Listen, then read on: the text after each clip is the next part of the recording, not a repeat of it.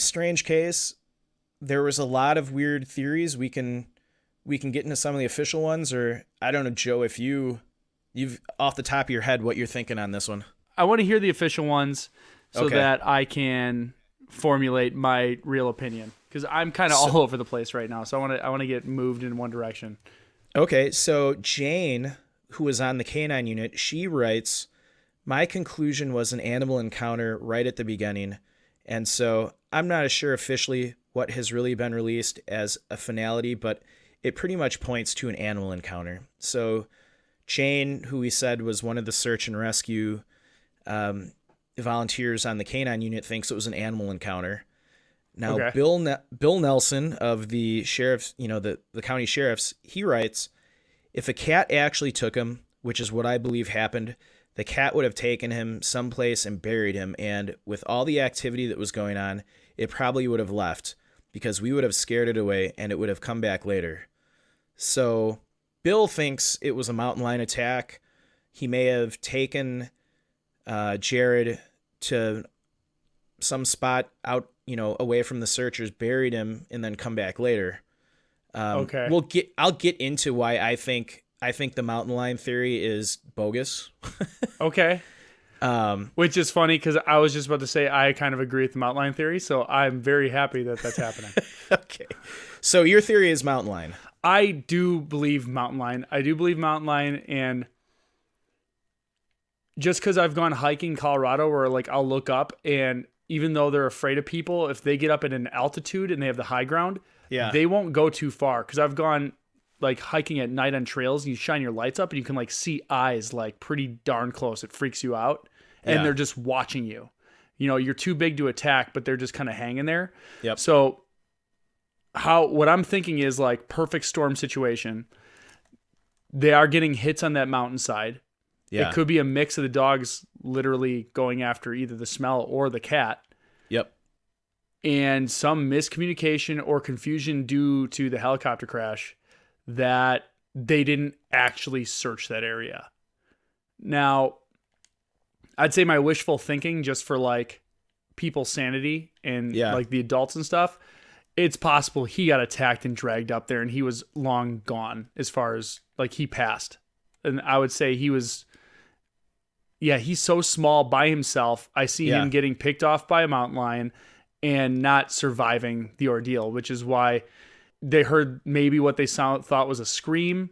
Mm-hmm. Hopefully that wasn't him and it wasn't painful. Maybe it was quick, but I feel like totally got taken by a mountain lion and they could never find it. And they just, like you said, it was tucked away in that crevasse. Yeah. Kind of like an area where a mountain lion might hide, a fresh kill. Yeah. So that's where I'm leaning. And so tell me why it's bogus. So this is a direct quote from Alan, Jaryd's dad. He said in an interview, "I hear constantly about a mountain lion. Yes, when they've tested Jaryd's clothing, there was no mountain lion hairs, no DNA, no blood, nothing on his clothing. The clothing was sent to the CBI, which is the Colorado Bureau of Investigation. The clothing was tested by the CBI. No mountain lion hairs, no blood, nothing on any of the articles of clothing." He goes on to say, "If a mountain lion would have attacked him, they would have gone for the stomach area. His jacket would have been in threads, but his jacket was fine." He was told this by several mountain lion experts. He said his jacket would not have survived a mountain lion attack. His shoes that were found up in the mountain, as told by investigators, do not look like they were in the wilderness for 3.5 years. He writes, "The other interesting thing about the shoes is you would think they would be scuffed up if he had been dragged up the side of a mountain. His pants were found in good condition with only rodent and bird marks from animals using it for nesting material." Okay. So, yeah, that does poke a lot of holes in it. It really does. And it gets stranger. Alan, it gets weird. Alan goes on to say, in one of the reports, a person says, "The reason why we didn't find any DNA or blood or anything on Jaryd's clothing was because he or something removed his clothing before he was attacked." See, and okay, so before you said that, and I'm not lying just to make it sound like I'm smart, I was almost wondering if, like, because he's 3, if he's wearing a diaper or pull up, or he wasn't and he wet himself. And Yeah. I know a lot of my kids, when they were younger and like they'd have an accident, they just take their clothes off and throw them. Yeah, I mean, So you could imagine. Okay, let's go on this theory real quick, and then I'll let you jump in and tell me I'm wrong. But imagine he soils himself. Yep. And that could potentially keep animals away for a significant period of time from messing with the clothing. Yeah. It wouldn't explain why he would take his coat off.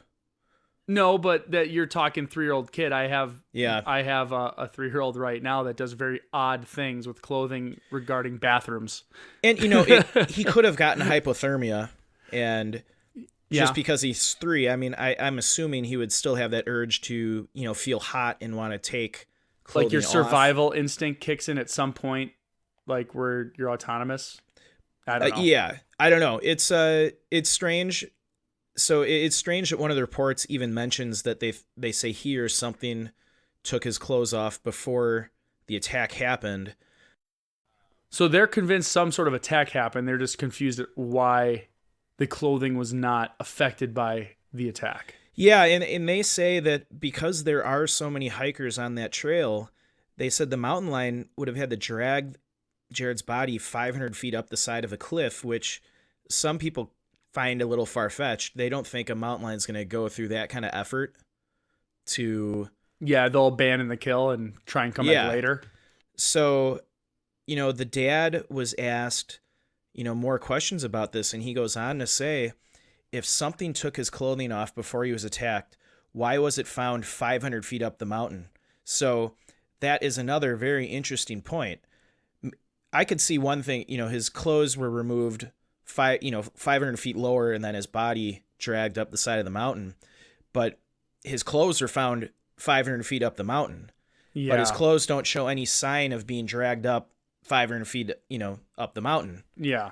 So that's really bizarre. Like, his shoes should be scuffed up. No, yeah, you're right. And his shoes weren't even tied. So in reality, his shoes would have fallen off long before he got 500 feet up to where his remains are found. Yeah, and then if an animal was using the shoes or carrying them, they'd be chewed up from that animal. And experts told his dad, they said his pants were found inside out. He goes, I was told by mountain lion experts, mountain lions don't pull clothing off you, especially your pants, and leave them there. Well, and even if they are, they'll shred them. Yeah, so that's kind of what made me lead to my example of he might have removed his pants. Yeah. So that's a possibility. I mean, I guess he maybe somehow he climbed 500 feet up himself. Who knows? Alan, the father of Jaryd, he says, myself and my family feel strongly that there is someone out there who knows a little bit more than we do. Their gut is that there's foul play? Their gut is that there's foul play. Somebody either... Now, he didn't call anybody out. I mean, and I read a lot of the police reports. I didn't put them in the notes here, but the police interviewed everybody. Okay, I was gonna say, yeah. So they weren't like, I was gonna say, like, there weren't somebody that they left behind that could be an actor. Yeah, they talked to everybody. They talked to everybody in the church group. They talked to everybody at the resort. They talked to everybody just driving by in their cars. So they talked to everybody, and they had no evidence to believe that any of these people were involved in his disappearance in any way. So you gotta take them for their word that, my first inkling was, all right, it was the fisherman, or maybe there was somebody in the group, the 11, adults did something, but you would have, it just doesn't seem likely that someone in that church group would have, seen something if one of those people had abducted him. Yeah, and I started going down kind of the path, like, okay, maybe like an accident occurred and they tried disposing of it and saying like, oh, he got lost. I don't know. Yeah, I don't know. It's the media had a lot of crazy theories. Of course they did. Sounds like they ruined half the freaking search. Right? Yeah, so, they thought killed by a predator, fell behind boulders, and died drowned in the river, which makes no sense because... They found all this stuff up on the mountain. Yeah, so there were theories of abduction, even strange conspiracy theories. Investigators questioned everyone from Alan to members of the Christian Singles group to the fishermen who were presumably the last to see Jaryd. They talked to Alan's ex-wife, who was living in San Diego and came to Colorado after hearing Jaryd was lost. No red flags after talking to anybody. So, a truly bizarre case. His official cause of death was, they said it was something like, they didn't know, but they think it was a mountain lion. That's not the official way they wrote it, but that's kind of what they said. So everyone is kind of leaning on, the mountain lion attacking him. I think it's weird. There's a lot of weird circumstances. I'm strongly for the mountain lion theory. It would be uncommon for the mountain lion to attack him and then take him to his spot, and then a lot of the remains to wash away. And that's where I'm wondering if there's just a weird, again, there's no logic in a 3-year-old's mind. So something made him take his clothes off, his jacket, whatever. Because they didn't find a t-shirt, right? They just found his shoes. So he could have been wearing the t-shirt still. He took a jacket off. You'll see in the pictures, it looked almost like a pullover. Okay. But they didn't find underwear or, so here's what I'm thinking is and I'm just going off because this is what happens with my kids when they're little, would wet themselves. So he wetted himself and took his jacket off to take his pants off because if it was kind of bulky, and then got taken away by a cat. And they found and maybe he climbed up there a little bit and his shoes weren't on, and they got scattered around over a 3-year period of time. That doesn't explain why they're in pristine condition and why nothing really happened to the clothing. I don't have an answer for that, but that's the only thing I can think of that's reasonable. That's a logical explanation that doesn't involve foul play. And then the ones that do involve foul play, it's weird that the stuff was left out there, I guess. The thing I'm really having a hard time grasping is how he got up 500 feet to where his remains were found.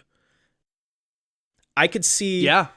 I mean, that's no small task. I could believe it for an adult. They found his clothing just shredded up, blood on it.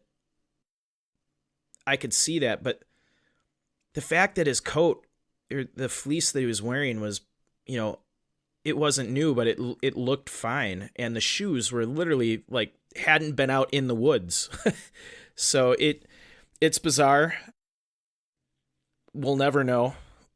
Did they, when they found the shoes and stuff and they said it's kind of tucked away, was there a big overhang over it? Is it possible that it wasn't being weathered normally? No, it wasn't like a cave or anything. It definitely would be covered by snow. Okay. And it was just kind of obscured from aerial view.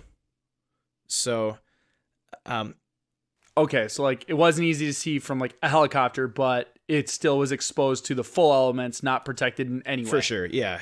And it, even the pants, like they mentioned, were, birds and rodents were kind of picking pieces away for nesting, so they were kind of exposed. I feel bad for the dad. You read the interviews with him, and he's just wrecked by this, even to this day. I mean, he has a little closure finding the remains. It's still that idea of not knowing would just be horrible. So what's your theory? Did you even say your theory? I don't think you did. I think you're skirting around without having to say anything. I think it was foul play. You do. And do you have no idea who it was? You just think it was foul play, or do you have someone in mind? I don't have anyone in mind. I mean, the law enforcement interviewed everybody. I think there's a third party that was not known to the people hiking out there that abducted him. And it's the only thing in my mind that makes sense. I don't know. I mean, a mountain lion attack seems very reasonable, but like I said earlier, they're very rare fatalities from mountain lions. There's only been 14 of them since, I have the stat here, 1915 in the US and Canada. Oh, wow. Yeah, that's definitely new news to me. Yeah. So they're extremely rare, and think of how many times little kids are hiking out in the woods. Yeah. And there's only been 14 fatalities, and these are reported fatalities. Sure. So there could be some that have gone unreported. So yeah, it would make sense, but there's too many weird facts about the case with the clothing, and why was only one tooth found on top of the log? That doesn't make any sense. Yeah, like where did the rest of them go and what? Yeah. And there's some weird people out there. I can like hang on to And the what's side with of your the- train. I'm Yeah. not going to get fully on it. And the skull cap thing, finding just the top of his skull doesn't make any sense to me either. You would assume if a predator was, consuming, this is grisly to talk about, but consuming somebody, that they're not going, you're probably going to find pieces. They find lots of bone fragments at these sites. When an animal attack has happened, it's very messy, and there's lots of evidence essentially left behind. Yeah. And that's why people who are experts kind of can say this is not normal, because they are used to seeing, even though it's rare, and it's not just the lions, it's any animal, or if someone perished and an animal was feeding on them. Yeah. It is a messy scene. And even, several years later, the predator isn't going to clean up after itself. Yeah. They're going to leave, bones will be left in the area. And, I don't know. All right. I that's my theory. I wish I had more to it. I think it's human related foul play. I'm with Alan. Alan and I agree.